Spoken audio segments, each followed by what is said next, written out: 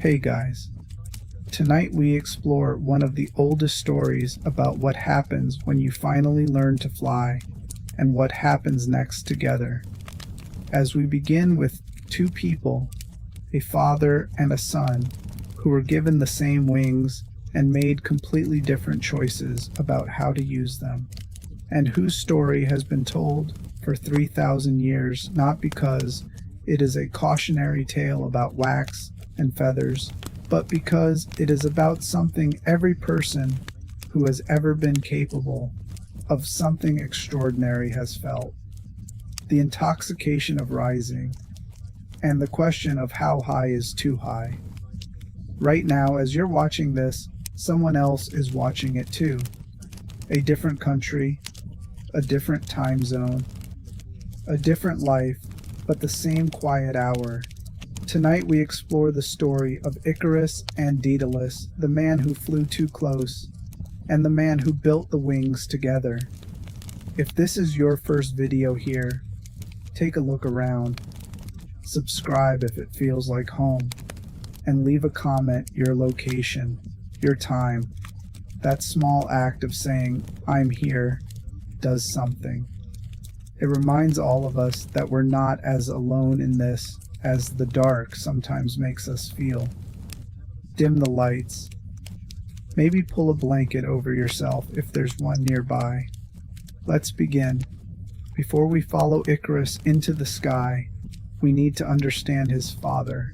Daedalus was the greatest craftsman in the ancient world. Not merely skilled, genuinely extraordinary. The kind of talent that comes along once in a generation and leaves everyone who witnesses it struggling to explain it in ordinary terms.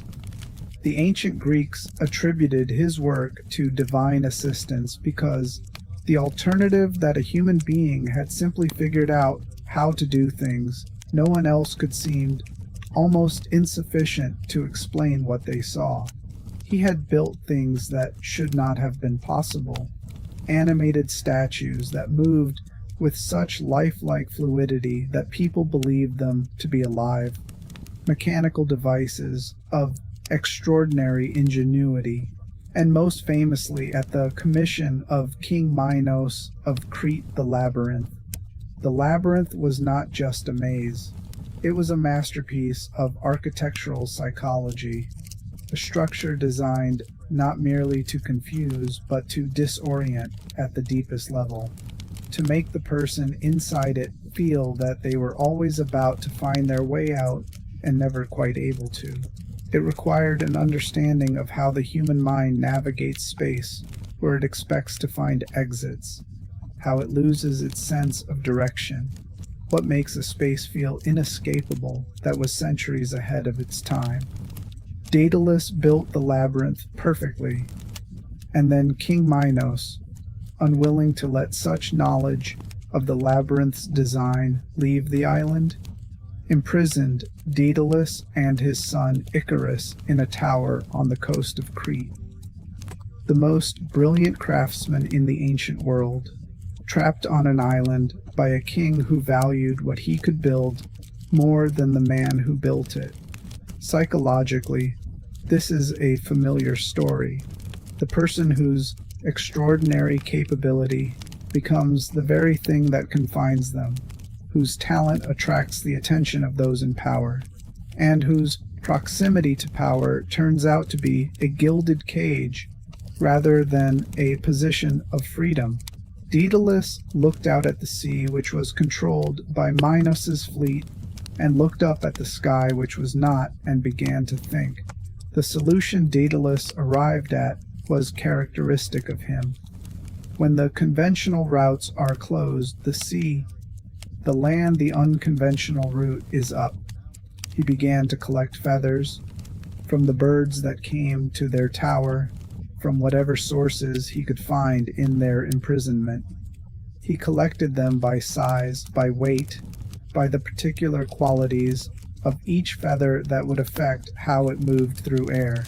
He studied how birds flew, not just the mechanics of it, but the aerodynamics, the relationship between wing shape and lift, the way birds adjust mid-flight to changes in air current. He worked in the way that genuinely great craftsmen work, not by following a pattern that already existed, but by understanding principles deeply enough to derive the pattern himself. He bound the feathers together with wax. He shaped them into wings large enough to carry a human body, shaped to generate lift.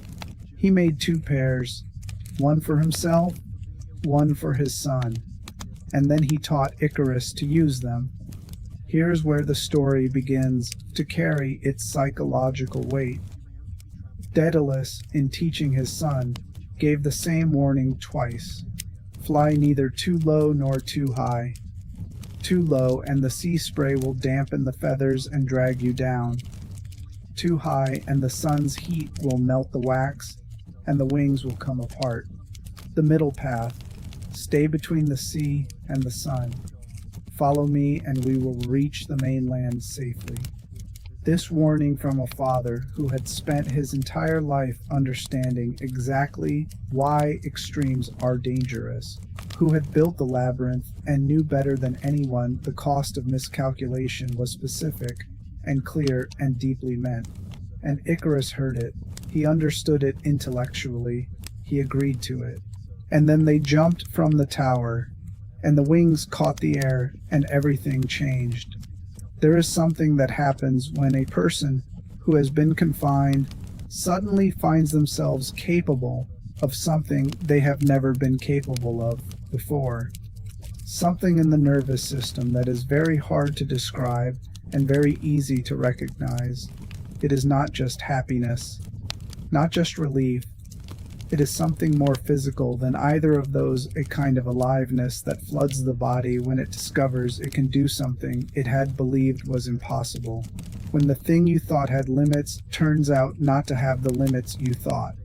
Icarus had been imprisoned.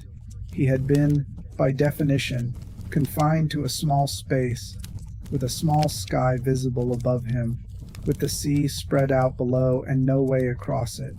He had lived with limitation as the defining feature of his existence, and then the wings caught the air, and he rose.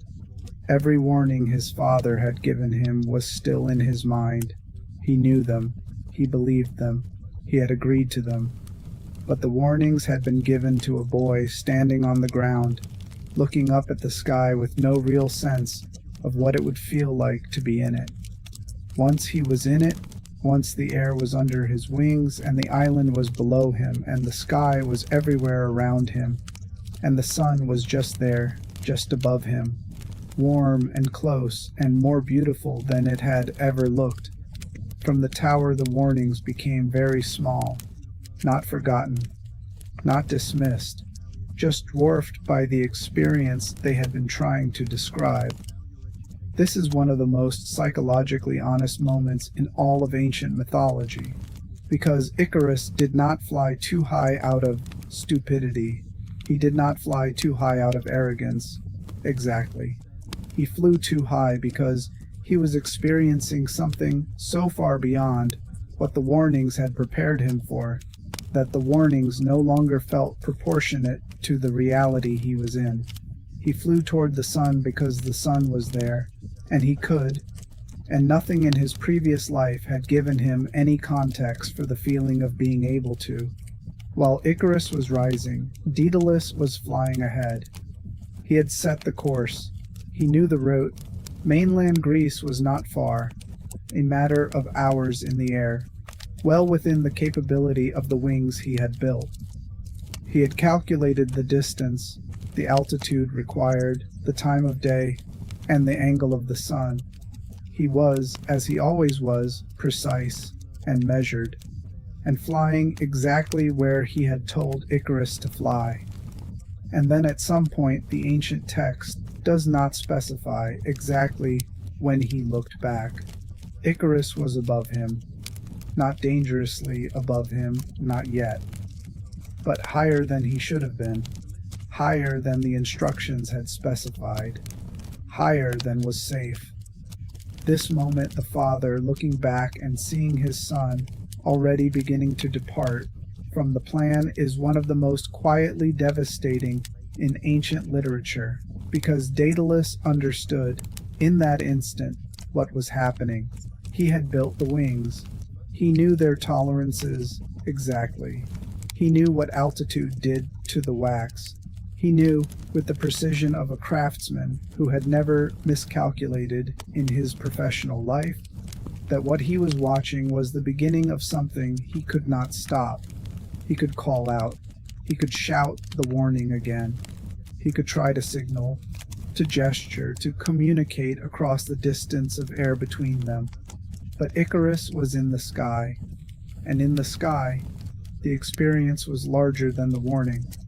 The psychology of this moment is the psychology of every parent who has watched a child they love move towards something dangerous and understood that the warning has already been given and received, and is now simply insufficient against the pull of the experience itself. You cannot protect someone from what they are feeling. You can only describe it from the outside, which is a completely different thing. The sun did what the sun does, not cruelly, not as punishment, simply as the operation of a natural principle that Daedalus had understood and built into his warning, and that the wings were not designed to withstand. The wax holding the feathers softened. The feathers began to separate, not all at once, gradually, the way structural failures often happen, the integrity of the system giving way in increments before the final collapse. Icarus felt it, the wings becoming less responsive, the lift beginning to fail, the relationship between his body and the air shifting from the extraordinary to the terrifying. And then he fell. The ancient accounts describe the fall with a particular economy that is more devastating than any elaboration could be. He fell into the sea. He called his father's name, and then the sea had him. Daedalus circled. He found the feathers on the water, the scattered evidence of the wings he had built and what had happened to them. He collected the body of his son. He buried him on a nearby island, which took Icarus's name. And then, because what else do you do, he flew on. He reached Sicily. He found a king who would protect him from Minos. He continued to build, to invent, to create. He lived, as far as the ancient records tell us, for a long time after. But the ancient tradition is also clear that he never built wings again. This detail the craftsman who built the most extraordinary thing he ever built, and then never built it again, is perhaps the most psychologically complete moment in the entire story. Let's sit inside the psychology of Icarus for a moment, because it is very easy to misread him. The conventional reading of the Icarus myth is a warning about hubris, about the pride that makes a person reach beyond their appropriate station. Don't fly too high. Know your place. Stay within the limits assigned to you. But this reading does something important to Icarus that I think the story itself doesn't do. It makes him a fool. It makes his choice a simple failure of judgment, a moral lesson about not getting too big for your wings. The more honest reading is harder and more useful. Icarus was not flying toward the sun because he thought he was invincible. He was flying toward the sun because he had just experienced something that nothing in his previous life had prepared him for. Because the feeling of being capable of flight, of rising, of having the sky around him, was so far beyond anything the warnings had described, that the warnings simply didn't scale.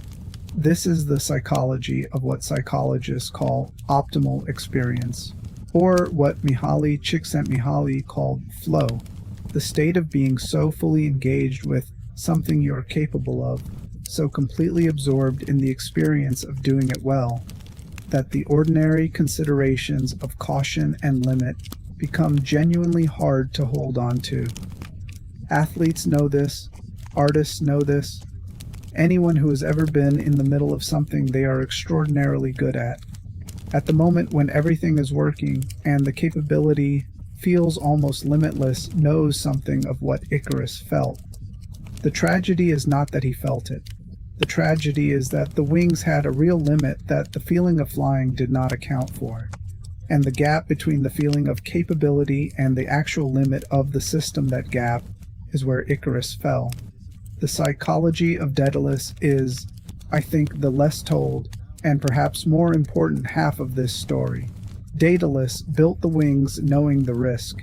He knew with the precision of a master craftsman exactly what the wings could and couldn't do. He built the tolerances in.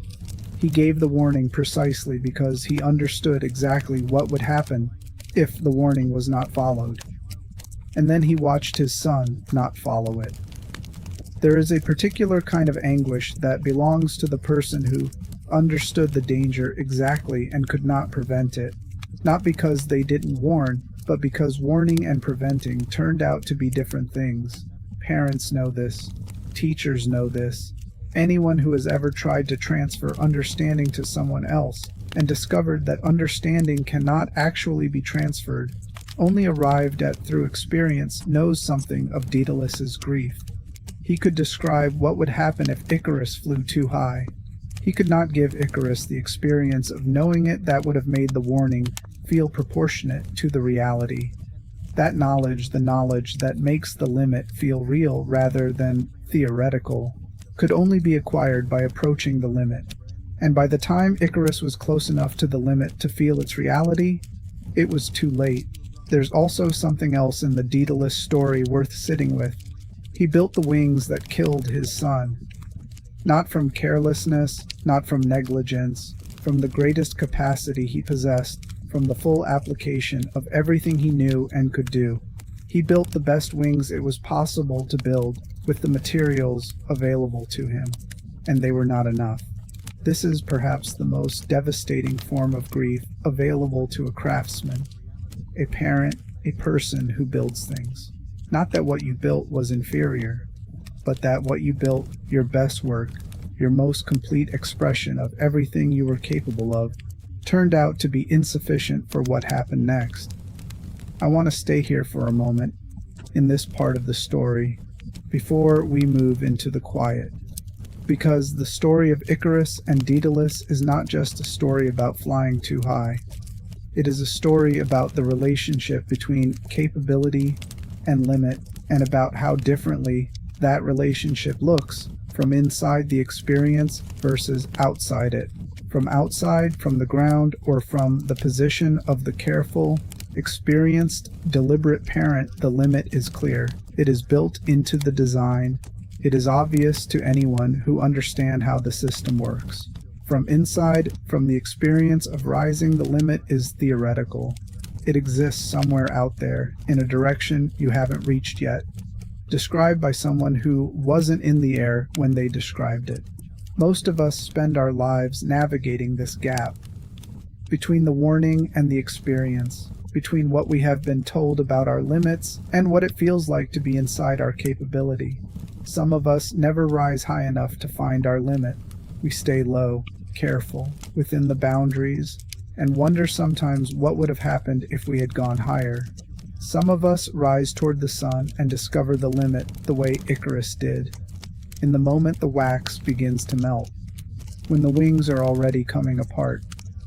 And some of us, the Daedaluses, build the wings for others, and warn them, and watch them rise, and understand with terrible clarity what is coming and cannot stop it. None of these is a failure. All of them are part of what it means to be a person who is capable of something. Tonight, wherever you are, whatever you are capable of, whatever wings you have built or been given or are building for someone you love, rest. I want to speak slowly now, to whoever is still listening. The sea that Icarus fell into is still called the Icarian Sea, 3,000 years later. The name is still there on maps, in geography, in the naming of the water that received him when the wings gave way. He fell, and the world remembered him anyway. Not because he was careful, not because he followed the instructions, not because he stayed low and safe and within the boundaries his father had set for him, but because he rose, because he had wings and he used them fully, because the experience of being in the sky, the feeling of capability and freedom and rising toward something beautiful was real, was genuinely, completely real. The wax melted, the feathers scattered, the sea received him, and the sea kept his name. There is something in that worth holding tonight. Not as permission to be reckless, Daedalus's grief is real, and the warning was right, but as a recognition that the rising itself is not the mistake. The capability is not the problem. The wings are not the tragedy. The tragedy is only what it always is, that we are finite, that our wings, however brilliantly designed, however genuinely our best work, have a limit that the feeling of flying does not prepare us for, and that the people who love us can describe that limit perfectly and cannot make us feel it from the outside. Tonight let the wings rest. Let the sky be there still when you wake up. Let your breathing slow. Let the feeling of capability, the rising, the freedom, the aliveness of being in your element, let it be there. It's real. And let the body be heavy now, and still, and here. The sky will still be there in the morning. For now, come down, gently, all the way down, and rest. If this reached you tonight, leave a comment. Just your city and the time. And if you want more nights like this, subscribe. We're here every Tuesday, Thursday, and Sunday. Same quiet place, same honest voice. Good night, wherever you are.